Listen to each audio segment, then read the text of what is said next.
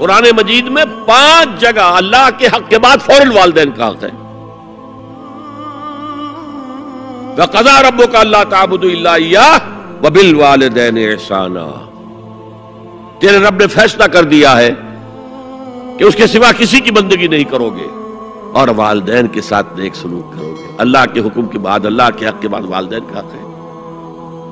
سورہ لقمان میں انشکر لی ولوالدیک، شکر ادا کرو میرا بھی اور اپنے والدین کا بھی. اور سورہ بنی اسرائیل میں تو کیا تفصیل آئی ہے.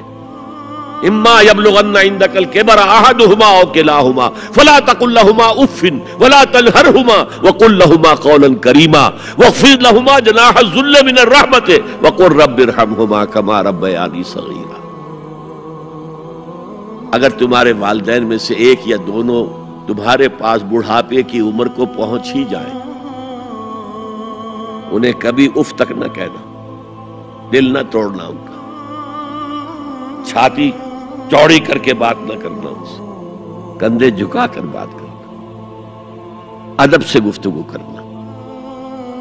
قل لہما قولا کریما واخفض لہما جناح الذل من الرحمہ، اپنے کندھوں کو جھکا کر رکھنا. اور پھر کہنا، اللہ سے دعا کرنا، رب ارحمہما کما ربیانی صغیرا، پروردگار میرے ان والدین پر رحم فرمائیو جیسے کہ انہوں نے مجھے پالا تھا جبکہ میں چھوٹا سا تھا. تو خاندان کے نظام کو مستحکم کرنے کے لیے 3 ڈائمنشنز ہیں. جیسے ایک کمرہ ہے، چوڑائی ہے، لمبائی ہے، اونچائی ہے. پہلے تو شوہر اور بیوی کے درمیان بانڈ آف لو. اب یہ شوہر اور بیوی پیرنٹس بن گئے ہیں، والدین بن گئے، اولاد آ گئی. سیکنڈ ڈائمنشن ایڈ ہو گئی، ادب، عزت. اور بہن بھائی ہے، اخوت، جس کو کہ وہ کہہ رہا ہے جی ویلز بھی، فریٹرنٹی. خاندان کا ادارہ مستحکم. یہاں ایک نقطہ اور بیان کر دوں. لیگل لیول پر بیوی کے حقوق کم ہیں، شوہر کے زیادہ. الرجال قوامون علی النساء، سیدھی سیدھی بات ہے اور ہمیں ڈٹ کر کہنا چاہیے. اس سے زیادہ معقول بات کوئی نہیں ہے. کسی ادارے کے 2 سربراہ برابر کے اختیارات والے نہیں ہو سکتے، لیکن اخلاقی طور پر جو ماں کا حصہ ہے، باپ کا حصہ اس سے 1/3 ہے.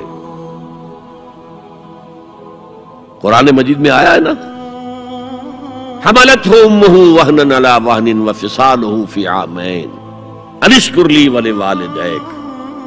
اسے اٹھائے رکھا اس کی ماں نے اپنے پیٹ میں، کمزوری پر کمزوری جھیل. کمزوری تو ہو رہی ہے، اس کا خون چوس رہا ہے اندر، جھونک جو ہے وہ چوس رہی ہے خون اس کا. اور سب ماؤں کو تو اتنی نرشمنٹ موجود نہیں ہوتی کہ آپ پریگننسی میں اس کے لیے ضروری نرشمنٹ فراہم کر دیں. وہنن علی وہن، کمزوری پر کمزوری جھیل کر بھی اپنے پیٹ میں اٹھائے رکھا. وفصالہ فی عامین، اور پھر دودھ چھڑانا ہوا 2 سالوں میں.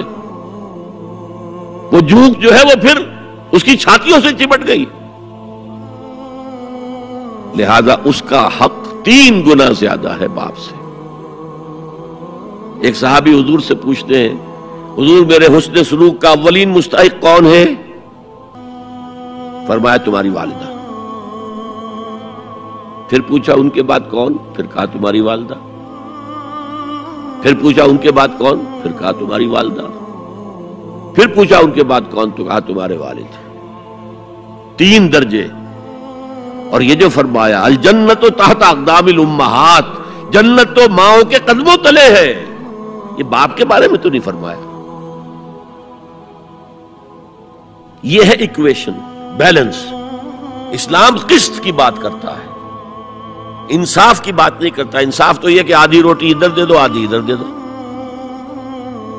انصاف ہے، یہ اچھی چیز ہے. یہ قسط یہ ہے کہ بوجھ اٹھانا ہے تو جو زیادہ قوی ہے اس کو زیادہ بوجھ دو اٹھائے، اور جو کمزور ہے اسے کم بوجھ دو. یہ قسط ہے. تو اسلام نے عورتوں پر ذمہ داریاں کم رکھی، ان کے اختیارات کم رکھے، لیکن اولاد پر حق ماں کا 3 درجے فائق رکھنا.